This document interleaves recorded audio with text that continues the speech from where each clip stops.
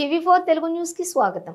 స్థానిక తల్లాడ మండలంలోని రేవంత్ రెడ్డి ప్రభుత్వం మాదిగలకు అన్యాయం చేస్తూ రిజర్వేషన్లు విభజన జరగకముందే గ్రూప్ 1, 2, 3 ఫలితాలు విడుదల చేయటం నిరసిస్తూ మందకృష్ణ మాదిగ ఆదేశానుసారం తల్లాడ రింగ్ రోడ్డు సెంటర్లో రిలే నిరాహార దీక్షలు 2వ రోజుకు చేరుకున్నాయి. దీక్ష నిర్వహిస్తున్న తల్లాడ ఎంఆర్పీఎస్ కార్యకర్తలకు కమిటీ సభ్యులకు మద్దతుగా ఈ రోజు తల్లాడ మండల బీజేపీ నాయకులు సంఘీభావం తెలియజేసి రేవంత్ రెడ్డి చర్యలను ఖండించారు.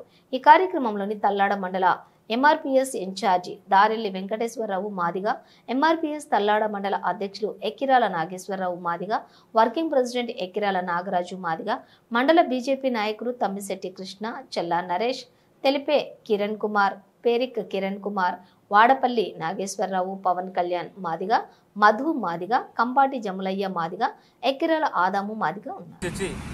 అటు ఎస్సీ లేదు, బీసీ లేదు, ఏటో మొత్తానికైతే ఏదో పరిపాలన సాగించుకుంటూ వాళ్ళకి ఏబిసిడి వర్గీకరణ లేకుండా వెంటనే రిజల్ట్స్ ఇచ్చి పెట్టేశాడు.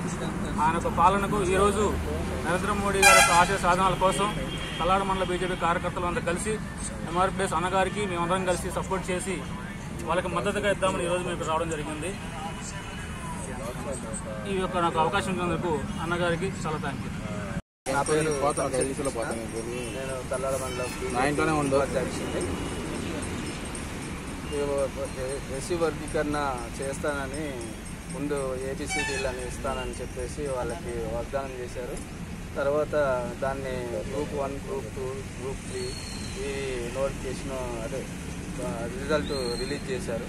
అవి ఇచ్చి ముందు వాళ్ళకి వర్గీకరణ చేసిన తర్వాత ఏబిసిడీలు చేసిన తర్వాత ఈ గ్రూప్ 1, 2, 3 రిలీజ్ చేసినట్టయితే బాగుండేదని మా ఉద్దేశం. ఇది ఎంఆర్పీఎస్ వాళ్ళకి మేము మద్దతుగా మేము తెలియపరుస్తున్నాం. BJP party